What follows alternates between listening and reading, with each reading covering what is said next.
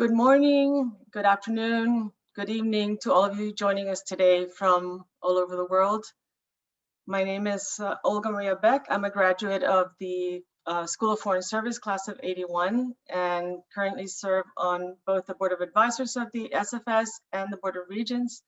And on behalf of the Office of the Vice President for Global Engagement and the Office of the Provost, we welcome you all to our last webinar of the year. Last week we celebrated Earth Day, and on that same day, we witnessed a renewed commitment from the United States and many others at the Climate Summit, and that was a welcome change. But ensuring the sustainability of our oceans will require more than just words and treaties. It will require strong leadership, bold innovations, enormous investments, and a commitment from all of us to be active participants in this effort. Today, we're so pleased to have with us 3 Georgetown alumni whose careers are devoted to the preservation of our most precious resource, the ocean. They will share experiences with you and hopefully inspire you to consider a similar path. We have with us today Michael Conathan, college class of 94. He's a senior policy fellow with the Aspen Institute Energy and Environmental Program. Prior to Aspen, he was director of ocean policy at the Center for the American Progress, where he established a program focusing on building collaborations to pursue solutions to the problems facing America's oceans and coasts. We also have with us Monica Medina, class of 83, College of 83. Monica was the founder of Our Daily Planet, an environmental email newsletter, and an independent consultant. Previously, she served as deputy director of the environmental program at the Walton Family Foundation, and she was senior director of ocean policy at the National Geographic Society. And today we're proud to say that Monica has been nominated to be Assistant Secretary of State for Oceans and is awaiting her confirmation. So we're very proud of that. Last but not least, we have Daniela Fernandez with us, college class of 17. While a student at Georgetown, Daniela founded the Sustainable Oceans Alliance and brought then Secretary of State John Kerry and National Geographic's Sylvia Earle to campus for a summit. Today, the Alliance is the world's largest network of young ocean leaders in over 165 countries. The Alliance has also launched a solutions accelerator to develop technological solutions to our many, many threats. She is a World Economic Forum Global Shaper, and she was awarded the 2020 Rising Star Visionary Award by the Silicon Valley Forum and named in 2019 Forbes 30 Under 30 Social Entrepreneur. Daniela will be moderating our conversation, and we welcome all of our panelists and we thank them for their participation today. Wonderful. Thank you, Olga, for that lovely introduction. And I'm so happy to be with all of you. Even if it's virtual, I still feel the Georgetown spirit. And I, of course, although I graduated 4 years ago, which is kind of crazy because I still know what it feels like to be in your shoes, I jump at any opportunity to give back to my Georgetown community. So I'm definitely happy to be here. And as Olga mentioned, Georgetown played such a amazing catalytic role in helping me start SOA. And I'll get more into that story later, but I want to jump right in and give you some of the good insights that Mike and Monica have here. So I'll start with you, Monica. Maybe if you could provide just a brief snapshot of your career journey from graduating from Georgetown to where you are now. Give us the highlights of how it's been so far. Daniela, thank you so much. And thanks to Georgetown. Thanks, Olga, for organizing this wonderful event. I love to encourage students to get involved in ocean policy. I actually teach a class at Georgetown now. I'm an adjunct. My proudest profession is to be an adjunct professor at Georgetown. I teach a class on oceans, and much of that was because of Daniela's work. She actually petitioned when she was a student to have the class created. And so I got here in a completely unexpected way. I came to Georgetown. I was on an Army ROTC scholarship. So I got to go to Georgetown, which was the first step in my ocean career. And I didn't really have a sense that I would become ocean advocate or someone working on oceans, but over the course of my career as a lawyer, I went on to law school. And over the course of my career as a lawyer, I turned more and more to environmental work because I saw it as more fundamental to what was happening in our society and even in our economy, even 20 years ago. And I was fortunate enough to work on the Senate Environment and Public Works Committee staff. And that's where I got a taste of ocean conservation work. And then eventually I found myself at an agency in the federal government that does all of the ocean science and most ocean policy making. It's an agency that most people don't know. It's called NOAA, the National Oceanic and Atmospheric Administration. But I really enjoyed the work. And the oceans are an incredible place if you're a lawyer because there's so much law that's still to be made. Most of the ocean isn't governed at all, has no law at all. So for someone like me who likes to figure out how to best manage resources and sustainably use them in order to make our society better, the ocean was a great place to work. And I've just spent my career going in and out of government, working to try and do a better job of conserving and sustainably using our oceans. So, similar to Monica, when I came to Georgetown in the early 90s, I did not have oceans at the core of what I wanted to do going into college, or even coming out of college for that matter. I did grow up on Cape Cod, so it was sort of in my blood.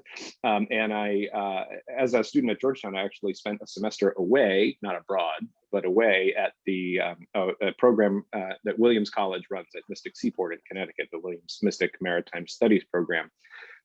Which was a struggle, I will say, to get Georgetown to recognize that there were domestic study away programs that could be as academically rigorous as Georgetown University. But we crossed that bridge. I got the administration to go along with me on that. And then, but even then coming out of Georgetown, I was an English major. I was basically an undecided major, liberal arts. I dabbled in a lot of things. Coming out of Georgetown, I sort of thought, well, what do you do with an English degree? I worked in publishing for a while. I ended up as an English teacher very briefly, not my strong suit, high school teaching. And then found myself working actually in Los Angeles as a television screenwriter through some publishing connections. Did that for a couple of years, but really felt like there was a piece that was missing. And as I thought, as I was in some of those other careers, well, what do I really care about? For me, it came back to the semester that I spent at Williams Mystic, my time growing up on the Cape, and everything related to the ocean. So I got back in touch with one of my professors from university. He was a dean at University of Rhode Island at the time, and had run a program in marine affairs, in ocean policy. And so I ended up going back to grad school, spent a couple of years getting a master's degree in ocean policy. And so, everybody likes to ask me if I'm an oceanographer and whether I study whales. Like, don't talk to me about science. That's not my thing. No math, just writing, just words. And so I too ended up in the policy space like Monica. So I ended up as a fellow coming out of that program through NOAA, through a program in NOAA called the Sea Grant Fellowship Program. And I worked for a year as a fellow in the Senate in a different subcommittee, the one that actually has jurisdiction over NOAA, which was in the Senate Commerce Committee, Commerce, Science, and Transportation. And the subcommittee was Oceans, Atmosphere, Fisheries, and Coast Guard. And I was working for primarily a senator from Maine, Olympia Snowe, a moderate Republican. This was in the mid 2000s. And I ended up, it was an interesting decision for me because I kind of got to this fellowship point and I was, moderate, but definitely Democratic leaning in my politics. And so I was very concerned about going to work for Republicans on this committee. And I happen to be married to a very smart woman who told me that, well, it's a fellowship, spend 1 year doing it, see if you like it. And the worst case scenario is you come out the other side and you have lots of good stories to tell about what that looks like on the other side of the fence. And so I said, that's good advice. And so I did that. And I ended up working for Senator Snowe after the fellowship for an additional 4 years. So I spent 5 years in that position as a staff member. But my heart was really in more progressive politics. And so that led me to make a jump. And I actually jumped across the aisle to work for the Center for American Progress, which is a left-leaning, Democratic-leaning think tank that was founded by John Podesta, former chief of staff to President Clinton, and also a very powerful, dedicated, passionate ocean advocate in his own right. And so got a chance to see then in that role, not only slightly the other side of the political fence, but also how policy gets made a little more from the administrative side. And we worked a lot with the Obama administration and the executive branch of the government. So really getting a flavor for both of those things. And I found that really my place is kind of in the middle. And so I like to build coalitions. I like to bring people together, figure out where there's common ground, figure out how we can move forward with policies that recognize that people have different opinions and different perspectives. And just because you disagree, it doesn't mean that other people are evil or wrong. It just means you might have a slightly different perspective. And so that's a little bit of a hard position to be in these days, given our political proclivities and leanings in this country. But I think it's a really important place to be. And so my work really focuses on finding those solutions, as Olga was saying in the introduction, and really working on issues related to the blue economy and how we develop the human interaction with the ocean in a way that recognizes and protects the value of nature and biodiversity, and also figures out how we as a society of humans are going to interact with this amazing natural resource and be able to take from it and also give back to it and ensure that we get that balance right. So that's kind of where my foundation is. Thanks for sharing your career journeys. I know them well, so I didn't miss much. But maybe I'll share a little bit about the founding of SOA, because one of the reasons why I'm so excited to be a part of this conversation is because both Monica and Michael played an incredible role in also helping develop and shape SOA. They were both mentors and advisors to me, and the Georgetown community as a whole, was so supportive in this build out. So when I was a freshman at Georgetown, I attended a meeting at the UN, and during this UN meeting, I realized that our ocean was in peril, and I realized that our generation was not being invited to be a part of these very critical conversations. So, I'm sitting there at this UN conference meeting, and I'm listening also to all of these incredible world leaders, heads of state, CEOs stand up and talk about the oceanic problems, but literally no one talked about solutions. Everyone kept talking about the horrific statistics that I'm sure you're all aware of by now. And so I went with that takeaway from that meeting and went back to Georgetown and said, okay, we desperately need to, one, bring young people into the conversation. And two, we need to develop technological, innovative, entrepreneurial solutions to tackle some of these problems, because policy isn't enough, entrepreneurship isn't enough. We really need to bring all of these disciplines together to solve for our ocean. And so I went back to Georgetown, and the first person that I spoke to, and he's actually watching right now, was the vice president of Georgetown, Eric Smolson, and he became the very first advisor to SOA, and he was, he is a dear mentor of mine.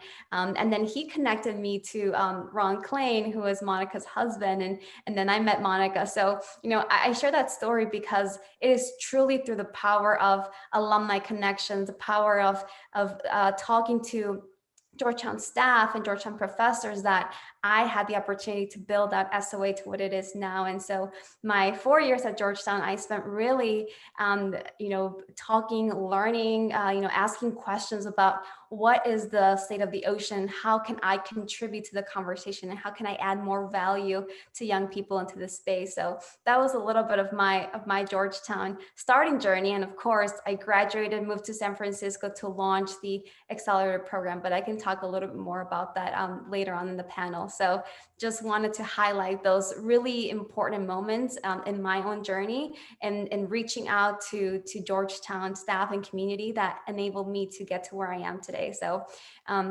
now moving on, why don't we talk a little bit about some of the careers that currently exist in the ocean climate space? Monica, maybe you can talk a little bit about what you've seen and what can students be on the lookout for? Yes, I think the blue economy is just a huge part of our future. We've often gone to the ocean for food, it's a way that it connects the whole planet. It's 70% of the planet, and it touches everyone. So there are lots of new career fields in oceans, between shipping and transportation and new energy fields. I think, people around the country know that we need more renewable energy, and offshore wind is a huge potential industry, one that the new administration is looking at, and I know one that will be really important to our future. We also have to learn how to better use the resources that are in the ocean. So food security is really dependent upon well-managed ocean fisheries. So there's a lot of work to be done there. There are lots of new scientific discoveries to be made in the ocean. We know so much about the moon. We've seen them fly a helicopter on Mars, but we don't know huge parts of what exists under the sea. And if we explore, there's no telling what we might find there in terms of new medicines. For example, in the pandemic, one of the key ingredients for the vaccine came from sharks. So there's so much more that we can do. And I know Mike's working with some startups that are actually working on climate change in ocean. So I'm going to toss it to him now to talk about that. Yeah, I think so.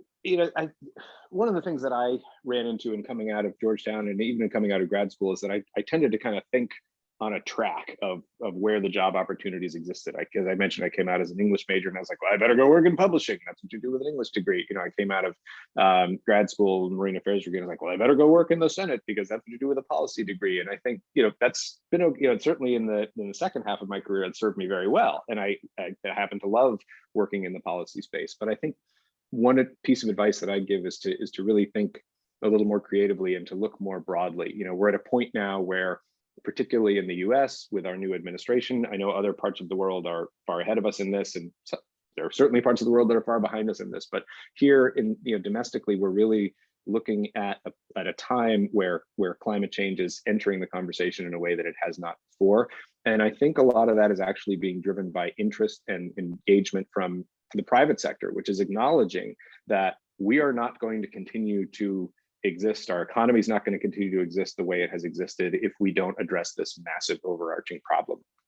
I've worked a couple of times over the years with a guy named Frank Nutter, who's the head of the Reinsurance Agents of America. The reinsurance industry insures insurance companies. So these guys think super big picture, and Frank is one of the most passionate climate advocates I've come across. You would never think first of the insurance industry as a place where you talk about climate change. You may or may not want to go work in the insurance industry, but the point is corporate America is waking up to the climate challenge in a way that they have not before. And so you see energy companies pivoting hard to renewables and additional things. You've got auto companies that are pivoting hard to electric vehicles. Where are the minerals going to come from that make the batteries for these electric vehicles? It's a really interesting question. The deep ocean has some minerals in it, but can we go get them safely and protect ocean ecosystems? Probably not. We need to answer that question. So these types of investigations, I think in the data sector and the tech sector, in which Daniela can speak a lot more eloquently to than I can, we need to think about how we're going to use the power of data, not just to track ourselves for marketing on Facebook and Instagram, but to figure out what is happening in the ocean, this area of the world, the planet that we know almost nothing about. How do these systems work? What are the real tipping points? There's all of these questions, and even something as seemingly simple as plastic. You look at the big beverage companies, Coca-Cola, Pepsi, Amazon in the packaging space, everybody's looking for a plastic alternative. So, the jobs and the opportunities are not just where you think they are. There are going to be lots of opportunities within more traditional corporate structures as they build up their sustainability component, not just as a feel-good greenwashing story, but as an integral part of what their business model needs to look like going forward. I want to jump in and just add one last thing, which is I've written a little bit about this. I think this is going to be an ocean century, that this 21st century really is going to be dominated by how well we care for our oceans and how well we use sustainably the resources that we need in them. We've kind of reached our limits on land, and the obvious place to go is the ocean. And at the same time, the ocean is catching up to us with sea level rise, and we need to adapt to that. So our ability to understand the forces that are shaping our society will be largely shaped by oceans and how well we treat them. Thanks, Monica. And I completely agree. I think that we are at the tipping point where the entire world is looking towards sustainability as a next norm. So all of you that are thinking about careers and thinking about the next step, the fact that you're in this conversation, it's really exciting because you're getting that insight and that catalyst that for you hopefully can help you then figure out your next steps. For me personally, you all know by now that I'm an entrepreneur. So I went from graduating from Georgetown. I graduated with a government degree, and I also did a minor in economics. And for me, I decided to go down the unpaved path of just building something that didn't exist. And yes, it was scary. Yes, it was terrifying. Yes, I had turned down all my job offers before, jumping on this path. I didn't have any funding before jumping on this path, but I did have this gut feeling and commitment that I just felt that I needed to continue to pursue. And so, in the work that we're doing, we're supporting entrepreneurship in the ocean space. We are changing the mentalities of our generation to say you don't need to only be a victim in this environmental crisis. You can be an inventor, you can be an advocate, you can be a scientist, you can take action, and you can do it within your own backyard, and you can do it by becoming an entrepreneur yourself, right? We have 29 ocean technology companies that we've accelerated in the past, and to Mike's point, they range from companies that are creating new materials to replace plastic. For example, we have seaweed being used to replace plastic. We have shrimp shells being used to replace styrofoam, right? Styrofoam does not biodegrade, it just lives on forever, right? So that's one area. We also have entrepreneurs thinking about transparency in a whole different way, right? We have a company out of Canada. What they're building is the Yelp for sustainability food, right? They want to make sure that any shipping company, that any sustainability food supplier can go on there and share their experience with the supplier, so we can bring transparency into the supply chain, right? Also thinking about alternative energy, right? And Monica mentioned wind farms. We also have wave energy. We have companies that are developing this amazing technology that we can utilize and implement and create lots of clean energy for our planet. So there are so many opportunities for you to not only join existing corporations, but I would also encourage you to think broadly and widely, and maybe think about your own venture as an entrepreneur in the ocean space, right? Or think about a nonprofit in the ocean space, right? We also provide micro grant funding to young people that have these grassroots initiatives. We've funded over 100 of them to date. So it's really exciting to see that our generation is now rolling up their sleeves and are jumping in and creating action themselves, as opposed to waiting for corporations or agencies that exist to take that action. So I would also encourage you to think about it from that perspective. Now, I'd love to talk a little bit about the advice that Monica and Michael have around what skill sets, what mentalities, what are some areas where students can think about as they embark in this journey going towards the environment and ocean. Well, I'll jump in. I'll keep our pattern consistent. I teach my students in my class about critical thinking and about the ability to write and communicate in short, concise ways. And I know that's not something that you ordinarily get in a college class, but in the world, being able to communicate in a tweet or an Instagram message or a blog post is critical. And so if you can write, then you can explain your ideas. And if you can explain your ideas, you can persuade people. So at the most core level, I would say to students, really learn how to be a good communicator and how to write effectively in short ways. And think visually too. I'll say that a lot of the way people communicate today is through visual storytelling, and the ability to actually create a great slide deck and communicate your ideas in ways that people can absorb them is really an important skill. I know that has nothing to do with oceans per se. That will make you successful in almost anything you want to do. But particularly in the ocean, where it's so hard to visualize it because it's all under the surface, the more we can explain it, the more we can illuminate it, the more we can shed a light on it and make it not so mysterious for people, I think the more accessible it will be and the more people will care about it. I think that's the hardest thing when it comes to ocean conservation, is showing people what there is to save. Yeah, Monica, I agree 100%. I mean, so you guys know by now, I was an English major. That's the last time I'll say it, I swear. But I also was the photo editor of the Hoya for a couple of years while I was there. And so, and as a storyteller, we're having worked in screenwriting, that communication piece is fundamental to everything. It is the foundation on which my entire career is based. And I would argue that virtually everybody's career is based on how well they communicate. And part of that, in addition, is the ability to interact with people and to interact with people and meet them where they live, and understand what their perspective is. And so, I talked a little bit about this earlier, that, having worked for Republicans, having worked for Democrats, trying to operate in the middle and be the bridge, I think we're at a place in society where everything has become so polarized because everybody sees one piece of information that they agree with and they cling to it as gospel and they charge ahead with it as if it's the only weapon that exists,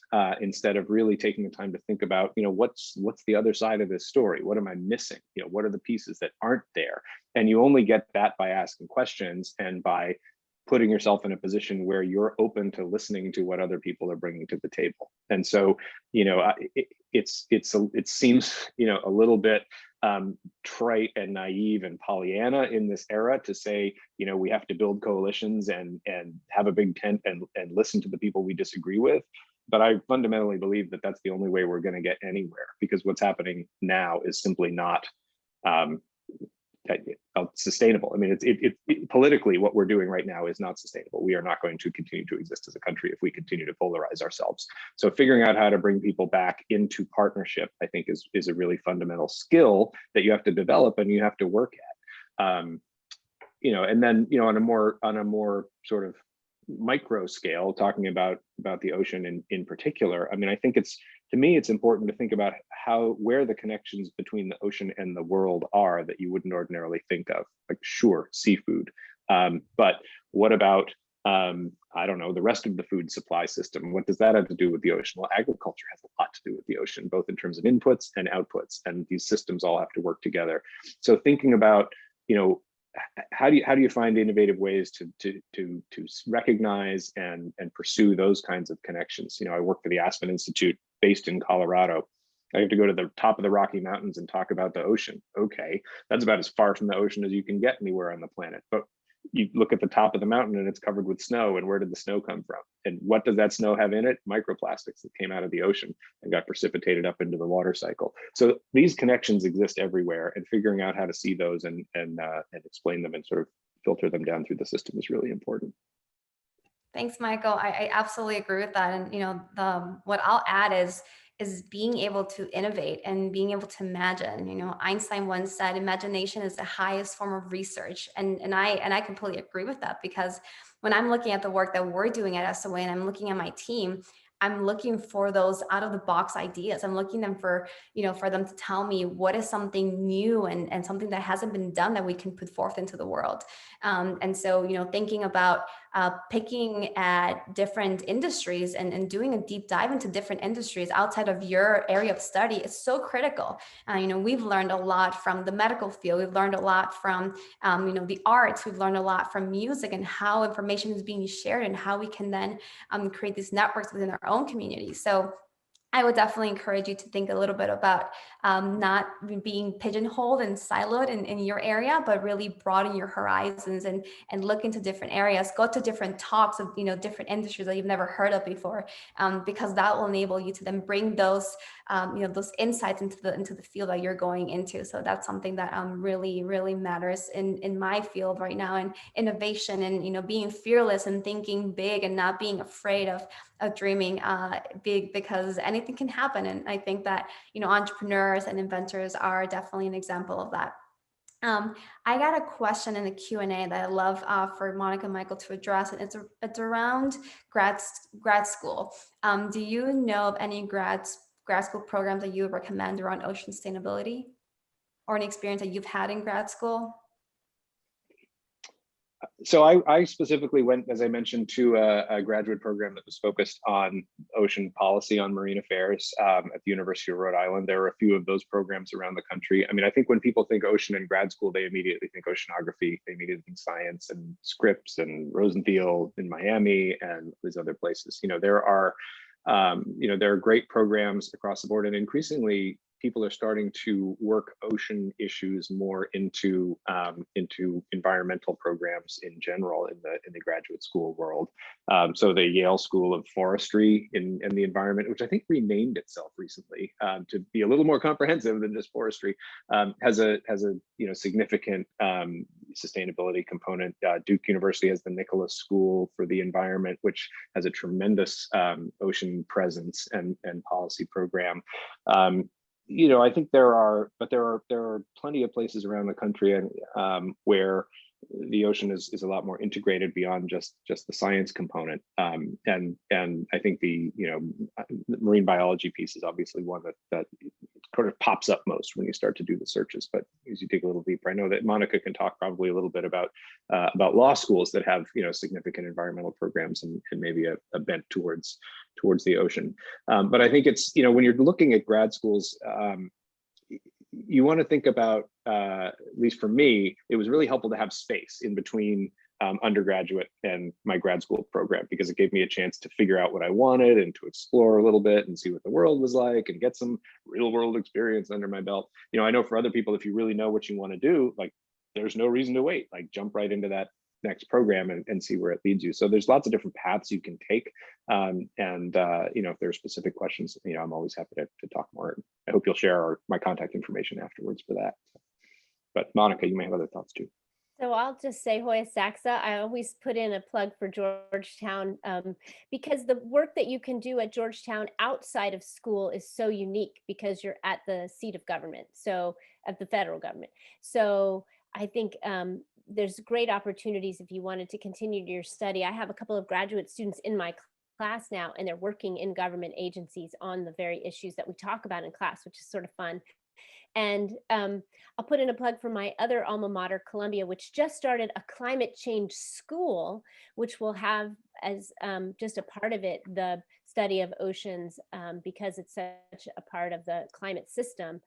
There are great law schools that do sort of focus on oceans. The University of Miami's law school is one in particular that I would highlight because it's excellent in that regard. But really, the ocean is so broad. There's so much that you can do. I think you could go anywhere as long as you then develop the skills. Like if you became a corporate lawyer, but you were helping some of these startups get off the ground, that's critical. That's key. So you don't have to be an ocean scientist. I did this great interview not that long ago with the head of the Global Environment Facility, a diplomat from Costa Rica, and he said you don't have to be a biologist to be an ocean lover and to be someone who saves the ocean. You don't have to be somebody who's deep in the science in order to play a really critical role in making sure that we sustainably use our ocean resources. I thought that was a great message. Thanks, Monica and Michael. Are there any international grad school programs that you know of, or any international policies that you can think of that are a great example of, where the world is headed in terms of sustainability in the ocean? I'm trying to think about international programs. I mean, Georgetown, obviously, School of Foreign Service is the best. The public policy school there is great. The thing that's happening now that's kind of the biggest thing internationally or diplomatically is a negotiation at the UN called the Areas Beyond National Jurisdiction, which is sort of the high seas. We don't have a lot of rules about how to use sustainably the high seas. And that's the biggest negotiation that's happening now. And I think, Daniela, when you went to the UN and had your very first exposure, dipped your toe in the ocean, it was the beginnings of that negotiation. And it's now starting to come to a conclusion, and it will be huge. It's the largest treaty under negotiation right now. So I think this is the dawn of the ocean century. Really, I do. And I think whatever career field, whatever you choose to do, you can focus then that skill set in the ocean and probably find lots of great ways to use it. Yeah, so in the international sphere, I'm not knowledgeable on specific schools or programs, but I will say that, as somebody who's watching primarily the US, but also the international progress on ocean related issues, it seems like there are quite a few areas of the world, as I mentioned earlier, that are well ahead of the United States in terms of developing aspects of the blue economy in particular, and a lot of that comes from the research field. So I think about Scandinavia, for example, and Norway in particular has been a real leader in blue economy development, and the European Union in general. Look at the offshore wind industry in Europe as compared to our paltry little 5 turbines off Block Island. That's all we've got installed here in US waters, which is bananas. And thanks again to President Biden for the commitment to 30 gigawatts by 2030. I think that's a great target and priority. But we're way behind on this. I think of, look at China. One of the projects that I did at Center for American Progress, we looked at the blue economy development in the US and China and how those two countries were differing in their approaches and how they were accelerating things. And we brought a group of scientists and policymakers from China together with a similar group in the United States, and we had a multi-day convening.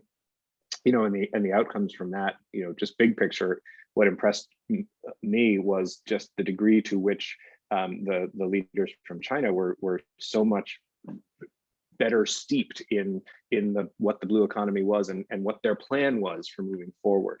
And we've seen that in the way China is developing their international policy across the Pacific, the South China Sea, of course, being a super hotspot of where all of these issues are coming to a fore in international ocean governance and who can claim what territory.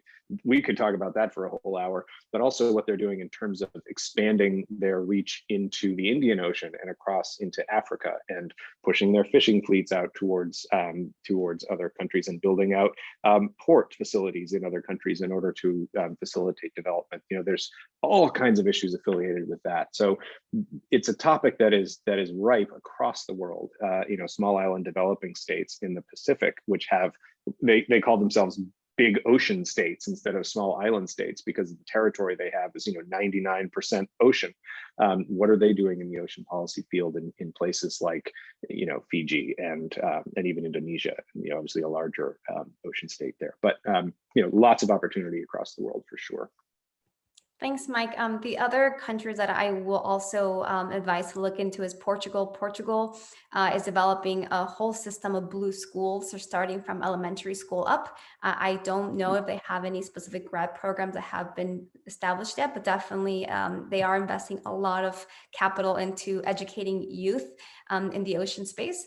Also, Germany is a great source for data, and now they're trying to figure out how to take environmental data and transfer it into the ocean space. And also England. I know the University of Oxford has done a lot of amazing work in the environmental space around carbon capture, and they're also thinking about broadening their approach in the ocean. So those would be my 3 ideas of where to look at internationally.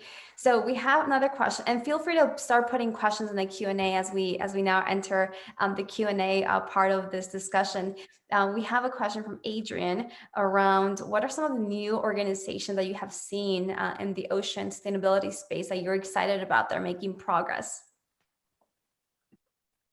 I'll jump in and say there's a new alliance of environmental groups, the Global Environmental Facility, and some philanthropic groups called the Blue Nature Alliance that's aiming to double the amount of space in the ocean that's protected. Right now, it's a very small amount of the ocean that's actually protected, like as a park.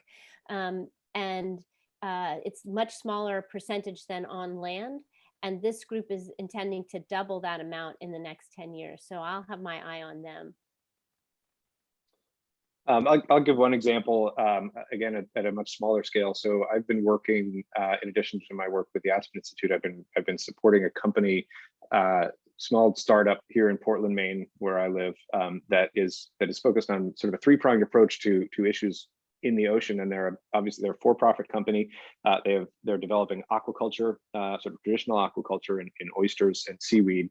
The second branch is they have a massive hatchery capacity, and they want to produce the seed and the spat, so the seagrass seed and kelp seed and oysters and clam spat for large-scale coastal restoration projects. So as we restore coastal ecosystems, which provide numerous benefits, including sequestration of blue carbon, protection against storm surge, all these wonderful benefits of wetlands that have been degraded over time, somebody needs to give them the oyster seed. Well, that's what this company wants to do as the second prong of their business. And the third prong is really exciting. They have developed a methodology of growing kelp in the deep ocean on biodegradable floating buoys at sort of a micro farm scale, and they will deploy thousands of these in the vast ocean space. They're very small. They don't interrupt any other activities that would be happening out there. The kelp grows over about a 6-month period. The buoy biodegrades. When the kelp is heavier than the buoy, the whole thing sinks and it goes to the bottom of the ocean. Simply using the power of photosynthesis to grow a natural product with no additives, it takes all that carbon dioxide out of the ocean into the kelp frond and sends it, thousands of meters down to the bottom of the ocean where it stays out of circulation for 1,000 years. Fascinating, right? It's just letting the ocean do what it does to contribute to carbon drawdown and help solve the climate crisis. So here's an organization that is just taking nature and turning it into a solution to the climate crisis. So I'm trying to help them with a lot of their policy issues that come along with that. How do you run a business that might operate in the high seas where there's no regulatory authority? We don't really know yet, but we're going to solve that problem and we're going to start sequestering all of this carbon. And then, so similarly, I think there are organizations that are starting to spring up in coastal cities and coastal regions around the country called ocean clusters or blue tech clusters, which do a little bit of the Sustainable Ocean Alliance could be considered in some ways a cluster in the way that they run their accelerator. But the idea is you bring people together, companies and organizations, either physically or through dialogue and conversation, to collaborate and develop their technology together. So you invest in creating this sort of center of excellence in a certain place, co-locate a bunch of companies together and let the stew kind of marinate and people cross-pollinate and build relationships and create new ideas. So these types of cluster-based organizations are really interesting and I think going to be great accelerators of progress in ocean sustainability. Thanks, Mike. And you touched upon the next question, which is what are some of the cutting edge innovation technologies that are out there for the ocean? Maybe I'll chime in a little bit while you think of any other ones. I think that just going back to Monica's point of you don't have to be a marine biologist or have an ocean degree to get into this space. You really don't. And that's something that we're seeing more and more in our community. We have young people globally that have a passion for the ocean, but, they may not want to spend the time studying, marine biology, but they want to just, do and act and jump in. So we're seeing them coming from like the marketing space. We're seeing them coming from the education space, the creativity space. So really, keep your options open and don't feel as if you have to go through the traditional pathways to build something. So to give you some other examples of the companies that we're seeing, one of our companies is called OceanWorks. And as I'm sure you've all seen, there's a lot of plastic that's being collected and removed from the ocean. There's a lot of new companies that are claiming that their products are biodegradable or their products have been created by using recycled plastic, but there's no real way to understand or to vet those companies to see if it's real or if it's using virgin plastic. So this company is actually a marketplace. They're bringing together those collectors of plastic, and they're bringing together the companies that now want to use that recycled plastic to create new products that can also have a vetted and have a supply chain transparency as to where the ocean plastic is coming from. So that's something that is very innovative and something that we desperately need, is to create these marketplaces around these ocean hubs and ocean industries that we need. So that's a really amazing company that is working on to solve that problem. Another company that I'll talk a little bit about is Ellipsis. Ellipsis is based out of London.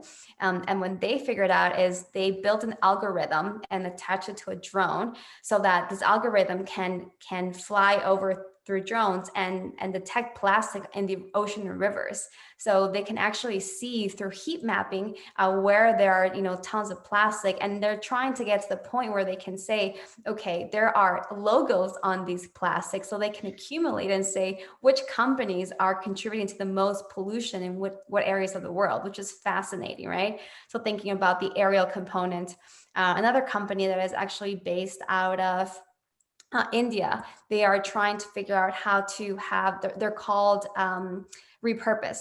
And what they're doing is they're taking out people's plastics footprints, right? And saying, okay, you're using this much amount of plastic, but we can then go in and, pay people to go and pick up plastic and remove that footprint from the ocean. So there's just so much innovation happening in this space. And, I think also someone mentioned ocean data. We have a bunch of autonomous vessels that are being developed to collect ocean data to then be able to sell it and give it to government agencies, to give it to, scientists and partners. So innovations are in the data space, in circular economy, and sustainable fisheries, and aquaculture as well. So lots of places to plug into.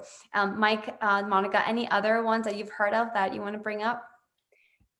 The only thing I'll say is, I don't think of the ocean as the thing you study necessarily. Study what you want to study. Become a lawyer or an entrepreneur or someone in the national security field. But think about the ocean as a place to apply all those skills. Get the skills you need and then use them to make the ocean a better place, to improve the ocean, to improve the way we use the ocean. And you can study things about the ocean as you go, but figure out what you want to do and then apply it to the ocean. Absolutely. And also data science, right? I mean, that's something that it's so important and critical to have an understanding of, and then being able to apply it to all of these different spaces and sectors. We had a question. Sorry, go ahead, Mike.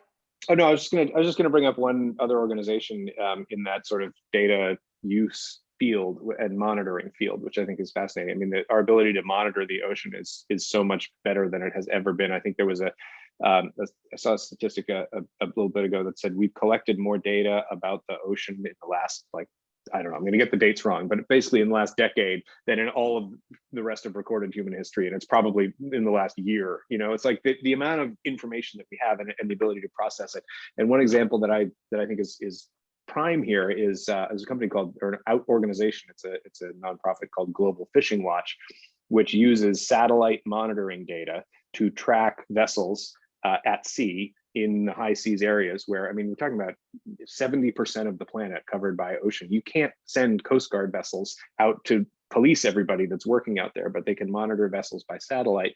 They can see where where fishing boats are fishing, and know whether they're fishing illegally or not, and report that back to the countries that basically have jurisdiction over those vessels, so that we can crack down on illegal fishing and affiliated illegal activities. The high seas, because they're unpoliced, they're this Wild West. There's this hotbed of illegal activity out there that extends to the worst that humanity has to offer.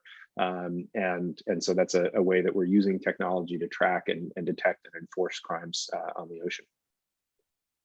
Thanks, Mike. No, the Global Fishing Watch is an amazing example of also a very innovative and forward-thinking organization out there. So definitely check them out. We have another question around what roles would we recommend an MBA student that does not have a background in ocean sustainability to look at? Any thoughts there? Maybe I'll jump in quickly. There's a ton of work being done in finance and ocean finance. For example, at SOA, we recently launched our own venture fund. So now we are able to invest a higher amount of capital into these companies. So we are, looking to see, who out there can support us in doing these financial transactions, right? So there's other ocean funds that are opening up in this space, from the VC to early stage companies all the way to Series A. To Series B and later. So I think there's a lot of opportunity for you to enter in from the financial perspective into this space and deploying capital, because we need to move a ton of capital into these projects for them to be able to scale and be successful. So that's one area where I would definitely recommend looking into. Otherwise, business models, these companies that are coming from scientific labs or from research institutions, they need to figure out a way to make themselves profitable, right? And that's what we see a lot with our entrepreneurs. They come with an amazing idea. They solve, a problem in the lab, and they're scientists, they're researchers, and they need that partner, they need that co-founder that has that MBA hat on to say, okay, you've solved the problem, let me figure out how to commercialize it. So there's an area for you to think about in terms of, bringing on your MBA degree and your MBA hat and applying it to the ocean space. Monica, Yeah. Michael, anything else? I mean, I'll acknowledge that when I was at Georgetown, and I had some friends who were in the business school, but honestly, like I was in that sort of hippie mentality where I was looking at corporations as evil, and I was like, MBAs are all terrible, they're awful, they're just trying to make all this money off of, you know, and like I've matured a little bit. I've revised that perspective. I think there's such, Danielle is absolutely right on the financial aspect. And obviously I talk now a lot about the blue economy. You can't have a blue economy if you don't understand business and if you don't understand how to plug into the world as we have it. There's another organization that I wanted to mention, both in terms of the grad school component and organizations that are doing great work and could be a crossover to this question as well. There's an entity called the Center for the Blue Economy at an organization that Middlebury College actually runs. So they're a graduate program. It's the Middlebury Institute of International Studies in Monterey, California, not the place you first think of when you think of Middlebury up there in Vermont, but they have a small graduate program out there. The Center for the Blue Economy, where I serve on the advisory board, is educating people in natural resource economics, specifically as it relates to the ocean and the blue economy. So again, you know, there's this tremendous opportunity, and the point that Daniela makes is exactly right. Entrepreneurs who work in the ocean space, they might be you know, somebody with a liberal arts background, they might be a scientist, they might have no idea how to commercialize their incredible idea that's going to help revolutionize the way we interact with the ocean. And that's where that MBA role is going to be incredibly valuable. And it starts with just a passion, with a desire to be engaged in that kind of work. And you can educate yourself, you know, fairly quickly on what aspects of that work you're doing in your MBA program will apply to areas in the ocean space. And it's sorely needed. So don't be discouraged. I will just throw in marketing, because I'm always the one thinking about the connection to people and communicating. There are lots of companies today that take recycled plastic, and a lot of that is done in service to the ocean, and the way people talk about it as saving the ocean, you know, everything from shoes that are made from recycled plastic to sustainable fishing, to companies that are to business people who want to help companies connect directly to consumers. I think any way that the consumer can help drive change is a way that will last, that will have more sticking power. So I'll throw that one in. Thanks, Monica. And that's definitely helpful. Now I have a question around what are some of the books and podcasts on the subject that we're listening to or reading about? I definitely want to give a big shout out to Monica for founding Our Daily Planet, which is a newsletter on the environmental space. And I've, you know, not only subscribed to that when she told me she was building it, but also shared it with our entire SOA community. And we know that our young people love subscribing and reading those news. So any other ones that you would point to, Monica, Michael? I would say, first of all, I had to step back from Our Daily Planet now because of my potential new job. So I've left it to my co-founder, Mira, who's doing a great job carrying on, but I would recommend it. But there are lots of other great environmental podcasts out there. There are a few on oceans that I think we can list in the chat. I'd have to go back and get you all the, you know, URLs for those. The thing I would say is, in general, is National Geographic and Discovery both do great work. There are great stories out there being told now. We talked a little bit beforehand, before we started, about the fact that an ocean documentary won Best Documentary Film at the Oscars the other night. It's called My Ocean Teacher. There's So a great, good. it's so good, right? I would So good. watching it. There's a great new 4-part series on Disney Plus called The Secrets of the Whales. There are lots of great places to get inspiration about how important oceans are for our, you know, our health and our environment and our economy. Yeah, I'll just throw a couple more on the pile after seconding all of those. You know, there's a blog and an affiliated newsletter and probably some podcasts called The Liquid Grid, which is done by a colleague of mine named David Hume, and he's with the Department of Energy, but he's put together this amazing collection of pieces focused on the maritime industries, the shipping and maritime industries, as well as offshore energy development, and that's really good information there. It's a little bit wonky, but it's really tight. It's in the sense of like really sorry, I don't mean use like bad slang. I mean tight in the sense of like a script that's really, it's concise. That's the word I'm looking for. And then on the book front, there's this one. I just had to grab these. All We Can Save by my friend Ayana Johnson, who is one of the editors of this book. It's a great collection of thoughts on climate, and you cannot talk about the ocean in Georgetown without talking about Ian Urbina, the I'm Outlaw sorry, I Ocean. missed Ian that Urbina, one. SFS 95, friend of mine from Georgetown. Our dads actually went to Georgetown together and were in the same class, like totally random stuff I found out about Ian when I was working with him. But this is, I was talking before about crime on the high seas and all of the horrible stuff that goes on in the ocean where there's no policing available. These stories are incredible. He's a Pulitzer Prize winning journalist, formerly of the New York Times. So those are two that I just found on my shelf. Now. Not Slack. I mean on Substack. I think he has his own column on Substack now, and so you can subscribe to him there. He's been doing unbelievable journalism, investigative journalism, exposing some of the human rights problems that exist out in the ocean on ships in the high seas where no one can find them, and see the things that they're doing that are not right. Yep. Thanks to you both. And now, unfortunately, it's time to wrap up. So I'll just send you one final question. And the question is, what can we do? What can we do on a daily basis to have an impact, a direct impact in our ocean? So you can touch upon that, and also mention how can students stay in touch with you after this webinar is over, if there's any preferable way to keep in touch. Monica, go ahead. I have a Georgetown email. It's mm2706@georgetown.edu. You can always send me an email there. And I think the thing that you can do for the ocean is think about your own carbon footprint and your own plastic footprint, for sure. Think about using less plastic, because a lot of the plastic that we use ends up in the ocean. And for one reason or another, the more we can conserve, the better. And I would say think about your own carbon footprint and how we can conserve, because the ocean is the largest carbon sink. It absorbs most of the carbon that we put out into the atmosphere, and the less we put out, the more healthy our oceans will be, the less acidic. So simple things you can do. Oh, and eat sustainable seafood. But Mike, I probably stole your thunder on that one.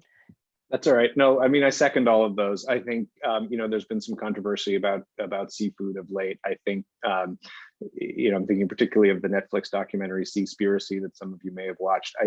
That ends with the message, all fish is bad, don't eat fish. I completely disagree with that. I think, but I will say, know where your fish is from and know what the process is of catching that fish, because certainly a lot of the atrocities that they show in that film are legitimate and they are real. There's a simple way that I always tell people when you're buying fish, particularly in a store. It's harder at a restaurant. You can ask the people at the restaurant, but you don't ever really know if the server is being straight with you or whatever. But when you're in a store buying seafood, it must be a requirement in the United States that it be labeled as a product of where it was produced. And so if you buy seafood that is labeled product of USA, you are 95% of the time eating sustainable seafood. So that is, as I like to say, good enough. Like eat American fish. And it's low, it's low on the carbon footprint, and it's high on the sustainability chart generally, as a general rule. So that's one thing. And the second thing is just think about, as you go through your daily life, where are the places that the ocean touches you? It's in the air you breathe. It's 50% of the oxygen you breathe. So as Sylvia Earle likes to say, every other breath is from the ocean. Thank you, ocean, with every other breath. Where is your fresh water from? Where is that getting processed? Why is it not, 150 degrees during the day and 50 degrees below zero at night? Because of the ocean. All of these things, just be mindful of what the ocean is providing. And lastly, there's a guy I work with named Wallace J. Nichols, who has focused very much on the ocean's impact on human health from a mental health focus primarily, and that being in, on, under, and around the water every day is one of the greatest things you can do for your mental health, whether it's being in a shower or swimming in the ocean, but be near water. That's my advice to you. I love that. Thanks, Mike. And I'll just wrap it up by encouraging all of you to think boldly about solutions for our ocean, right? And don't settle for what already exists. And that's something that, I'm hoping to continue inspiring more young people and, our generation that is the last generation that can really do something to make a tangible impact in this space, to think big, to not settle, to ask the hard questions, right? And push policymakers, push corporations, push every single leader in this space, to act boldly, because we don't have a lot of time. And, it really is our responsibility collectively to be active players in this space. We cannot rely on other people. We have to do it ourselves. So that would be just my advice, and the mentality shift that you have to make, and also encourage other people to learn more about the ocean, right? To be more informed. And I will do a plug-in, if you want to be a part of a community of young people that are passionate about this space, like definitely check out SOA and join our community of young leaders. If you want to be an entrepreneur, come and join us, and we'll help you figure out the entrepreneurial journey. So, and to be in touch with me, I'm better on Instagram. So just follow me at DV Fernandez on Instagram. And Mike, I don't think that people heard your best way. Oh yeah, sorry, I dropped it in the chat, but the best ways to be in touch with me, my email address is just michael.conathan, just like Jonathan with a C, at aspeninstitute.org. I'm also on Twitter at Conathan and Instagram at mainconathan. So follow away. Perfect. Well, thank you, Monica, Michael, Olga, for being a part of this conversation. The ocean's a better place because of you, and I'm so thankful to Georgetown again for playing such a pivotal role in founding SOA. And I know it also influenced Monica and Michael on their own journey. So I so appreciate your time here today.